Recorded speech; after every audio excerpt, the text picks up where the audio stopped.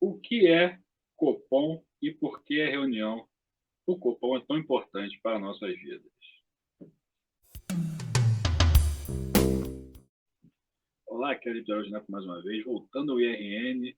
Estamos de volta aqui, dessa vez para ficar, seu canal sobre empreendedorismo, contabilidade, seguros, finanças, política, tudo mais um pouco aqui que interfere na vida aqui da gente que tem que pagar imposto aqui, imposto de renda nacional, toda gente que trabalha aí, que empreende, que tem negócios. Estou aqui falando do porão aqui da loja, aqui do geral, né, onde tem as mercadorias aqui, algumas coisas.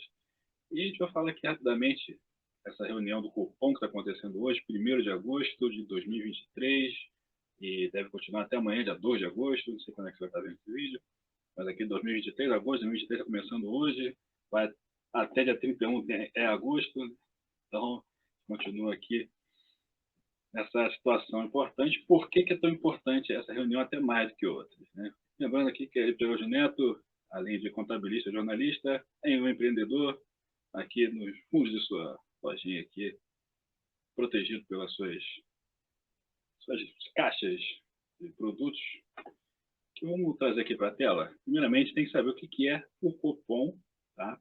O Copom é o Comitê de Política Monetária Nacional.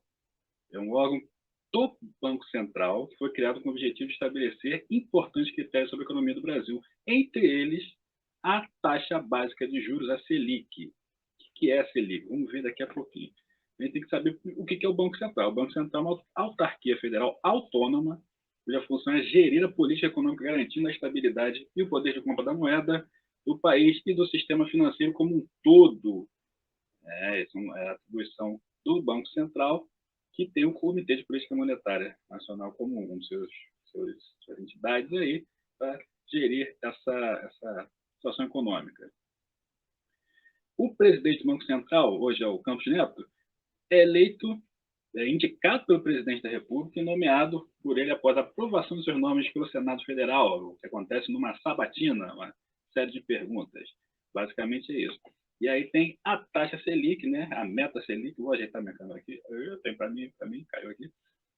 A taxa Selic talvez uma das mais importantes, ou a mais importante atribuição aí do Copom. O que é a taxa Selic? A taxa Selic é basicamente uma meta, é chamada de meta Selic. Ela foi criada nos anos 90 aí, no governo do Fernando Henrique Cardoso, e ela é a taxa básica de juros. O que é a taxa básica de juros?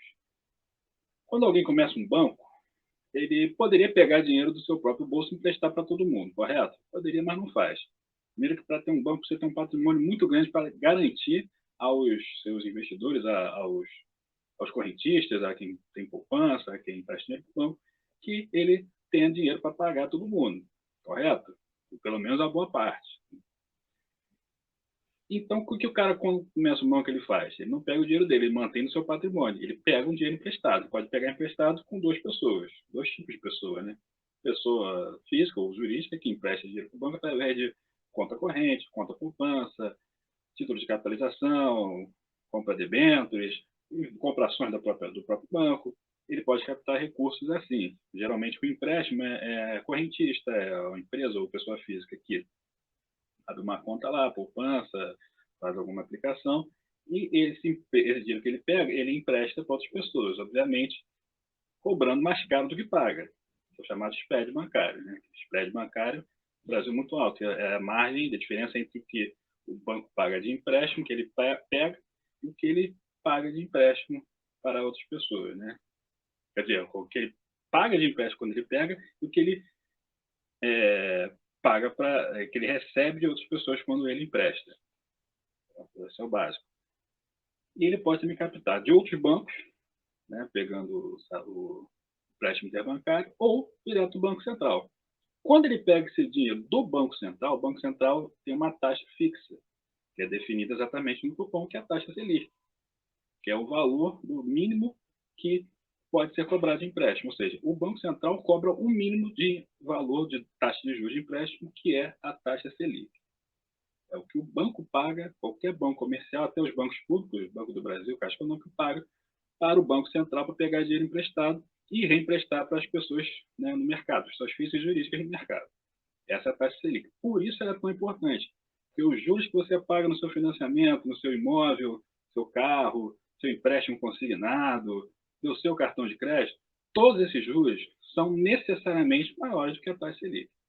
Hoje ela está em 13,75% ao ano. Né? É uma taxa bem alta, relativamente, né? Porque se você for ver 13,75% ao ano, vamos dividir aqui, fazer a conta, 13,75%. Isso não é bem assim não, tá? Mas vamos dar só um parâmetro só para a gente ver. 3,75 por 12, ela vai estar na casa aí de 1,14%, 1,15% por mês. Não é bem esse cálculo, mas só para a gente ter uma ideia mais ou menos. 1% ao mês que é o mínimo que o banco cobra. Há alguns meses atrás teve a questão lá do Lupe, né, o ministro do Trabalho e Previdência, que queria abaixar na marra a taxa de juros do empréstimo consignado. Os bancos reclamaram e não cederam, porque realmente a diferença era muito pouca. Né? A margem de lucro, que é enorme dos bancos, eles não aceitar reduzir assim. Né? É bem assim que funciona, né? O carro do... Oh, meu Deus. Aí, né, teve essa confusão toda aí lá em fevereiro, março, por causa disso. Né? Então, a taxa Selic e é uma pressão, né? A gente já falou sobre isso aqui no começo do ano. A pressão para baixar a taxa Selic é muito alta. Por quê? Como é que ela funciona na teoria? Né? Essa câmera está caindo aqui, tá? Vamos voltar para cá. Na teoria, a taxa Selic funciona da seguinte forma. Conforme os juros aumentam, a capacidade de investimento do produtor ela é reduzida, porque ele precisa captar recursos no mercado, nos bancos, pegando empréstimo, pagando juros, para poder produzir, para poder estimular as vendas, poder investir no seu negócio. Então, quanto maior a taxa Selic, menor a capacidade do produtor, do vendedor, de pegar empréstimo para poder financiar suas atividades, em teoria. E assim ele acaba jogando menos dinheiro no mercado. Jogando menos dinheiro no mercado, a tendência é que o dinheiro seja mais valorizado, em teoria, né? Pela lei da oferta e procura. Você tem uma coisa que tem abundância, ela vale menos. Você tem uma coisa que está restrita no mercado, ela vale mais. Então, se você tem menos dinheiro circulando na economia, a tendência é que o dinheiro vale mais. Qual é o resultado disso? Em teoria, o resultado disso é queda na inflação. O que é a inflação? É a queda do valor do dinheiro. Então, se o dinheiro tem bastante dinheiro no mercado, como a gente falou na lei da oferta e procura, o dinheiro vai valer menos. Se tem pouco dinheiro no mercado, ele vai valer mais. Se o dinheiro vale mais, ele vale mais em relação às mercadorias que ele compra. Então, ele pode comprar mais mercadorias. Então, uma tendência de inflação baixa. Se o dinheiro vale menos, a tendência é que ele compre menos mercadoria. Então, essa inflação está alta. Ou seja, você vai no mercado com R$10. Você compra alguma coisa que está difícil, porque está com a inflação, a tendência está baixa. Ou ela baixar ou ela não subir muito. Você chega no mercado com R$50 e não compra nada, é porque a inflação está alta. Basicamente isso. Não é exatamente isso, mas só para a gente entender. Então, a ideia da Selic ela é controlar exatamente os surtos inflacionários que no Brasil, né, já que ela foi criada em 94, o Brasil vinha dos anos 80 de hiperinflação, que você ia no mercado de manhã, estava um preço, você voltava em casa, pegava o dinheiro, voltava lá de tarde e já tinha subido. Isso acontecia, eu vivi essa época, no ano pequeno, aconteceu isso no mercado perto de casa. E a gente tem um pouco de trauma disso. Então, foi criado esse sistema Selic, foi implantado no Brasil exatamente para tentar evitar esses surtos inflacionários. A inflação estava mais ou menos controlada e a Selic tem essa função exatamente de tentar controlar. Mas isso não acontece exatamente assim no dia a dia, porque a economia não é uma ciência exata. A economia é uma ciência humana cheia de variáveis complexas. Entre elas, o fato de que tivemos uma situação há 3 anos atrás que as pessoas tiveram que ficar em casa. Tinha gente que ou fica em casa ou morre, né? Mais ou menos assim. E houve um desinvestimento muito grande no Brasil. Então, é preciso hoje investir para poder voltar a ter para poder voltar a ter uma relação comercial, uma relação econômica mais ou menos níveis anteriores ao de 2020. Só que com a Selic alta, os investidores, somente os médios e pequenos, estão evitando investir, porque não tem como captar o dinheiro com o valor dos juros que estão sendo cobrados pelos bancos. Então, essa relação da Selic, ela hoje, na verdade, ela está criando a inflação, porque os juros é alto e as pessoas, para investir, têm que pagar ou reinvestir, pagar seus prejuízos de 2, 3 anos atrás, elas estão pagando juros muito altos. Então, os juros hoje, ela não está sendo juros de investimento, está sendo juros para pagar juros passados. Então, a Selic hoje alta, ela não está combatendo a inflação, ela está ajudando a inflação a aumentar. Ficou confuso? Eu também fico, mas é mais ou menos isso. A ideia da Selic alta, dos juros altos, é combater a inflação. Só que isso não é sempre exato. No momento, ela não está combatendo a inflação, ela está ajudando a inflação, porque as pessoas estão pagando hoje juros do passado, que não conseguiram cobrir suas contas, não conseguiram pagar suas contas e agora estão tendo que pagar, muitas vezes, juros anteriores, pagar, manter mais ou menos o seu padrão, ou não deixar cair tanto, e não está conseguindo investir, reinvestir em negócio porque não tem capital para isso, porque o capital foi exprimido, foi sugado todo nos últimos 2 anos aí, questões, né, sanitárias.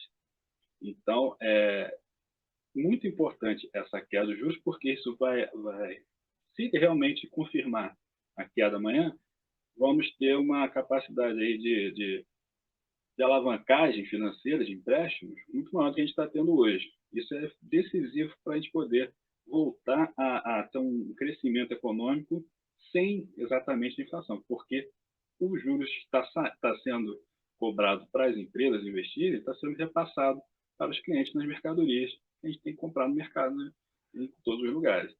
Então, é muito importante que a gente tenha essa queda de juros até para a gente poder ter, a gente que empreende, ter uma capacidade de captação de recursos para poder investir, para poder melhorar o nosso negócio, maior do que a gente está tendo hoje com juros muito altos, tá bom? Espero ter podido ajudar. Fique com a gente, que esse aqui é o canal para você saber mais sobre contabilidade, sobre empreendedorismo, sobre seguros, mercado financeiro e muito mais, tá bom? Rogério Neto para o Imposto Nacional IRN de volta agora, é para ficar. Valeu? Se inscreve aí. Conto com você.